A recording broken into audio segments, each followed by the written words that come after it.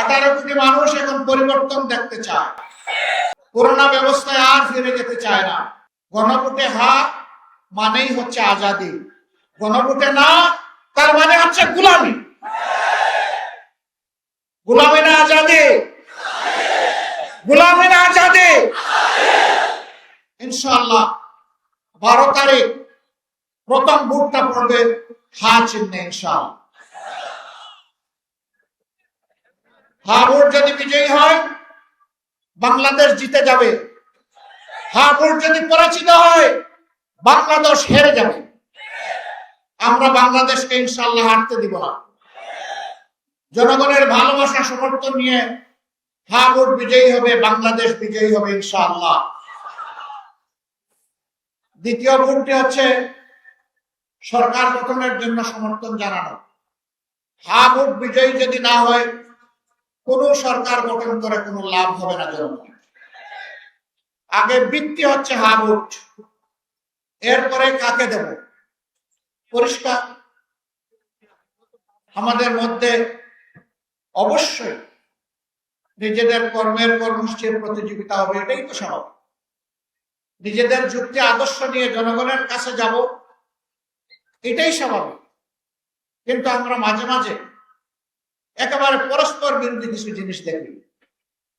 একদিকে আমাদের একটি বন্ধু সংগঠন, তারা বলছেন জনগণকে ফ্যামিলি কার্ড দিবেন এবং সেইটা দিবেন মহিলাদের হাতে। আবার আরেকদিকে মহিলারা যখন কোনো একটা দলের পক্ষে, আদর্শের পক্ষে, নতুন বাংলাদেশের পক্ষে, হা ভোটের পক্ষে ভোট চাওয়ার জন্য বের হচ্ছেন, একদিকে ফ্যামিলি কার্ড আর একদিকে মা বোনদের গায়ে হাত।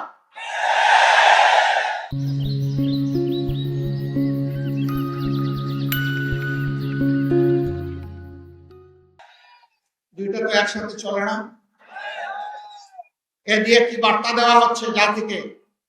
বার্তা দেওয়া হচ্ছে আগামীতে এমন কোন দল যদি ক্ষমতায় আসে যারা এখনই গায়ে হাত দেয়, তাদের কাছে বাংলাদেশের একজন মা বোন নিরাপদ হবেন না।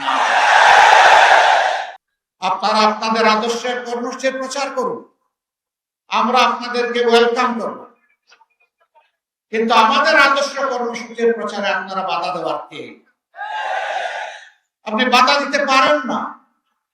আমাদের কোনো মা বোন, আমার কোনো সহকর্মী যদি নির্বাচনে কোনো আচরণ বিধি ভঙ্গ করে, সেটা আপনি যথাযথ কর্তৃপক্ষকে বলুন, তারা প্রয়োজনে আমাদের বিরুদ্ধে ব্যবস্থা গ্রহণ করবে, আমরা সেই ব্যবস্থা মাথা পেতে নেব। কিন্তু আপনি কে হাতে আইন তুলে নেওয়া? আপনি কে আমার মা বোনকে টিজিং করা? আপনি কে আমার মা বোনদেরকে বেশিং করা? আপনি কে তাদের গায়ে হাত দেওয়া? মনে রাখবেন, আমরা মায়ের পেট থেকে এই দুনিয়ায় এসেছি, আমরা মায়ের দুধ খেয়ে বড় হয়েছি। মাদের বুকের বিছানায় আমাদের নিরাপদ বিছানা ছিল, সেই মাদেরকে আমরা অপমান করতে দেব না।